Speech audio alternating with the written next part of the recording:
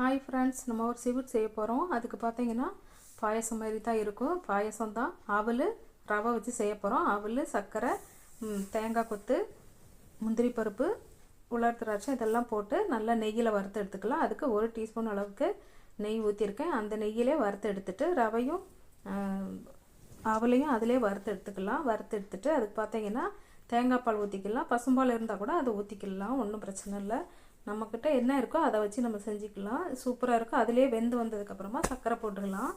சர்க்கரை போட்டு அது நல்லா கொதித்ததுக்கப்புறமா நான் 1.5 கப் அளவுக்கு தண்ணி ஊற்றிக்கிறேன். ஊற்றிட்டு நமக்கு எவ்வளோக்கு தேவையோ அந்த மாதிரி நம்ம ஊற்றிக்கலாம். ரவை கொஞ்சம் கூடுதல் போடும்போது கொஞ்சம் அதிகமாக வரும். அதுக்கு தகுந்த மாதிரி நம்ம ரெடி பண்ணிக்கலாம். பார்த்தீங்கன்னா இந்த சேனல் பிடிச்சிருந்ததுன்னா லைக் பண்ணுங்கள், ஷேர் பண்ணுங்கள். இந்த டிஷ்ஷு உங்களுக்கு கண்டிப்பாக பிடிக்கும்.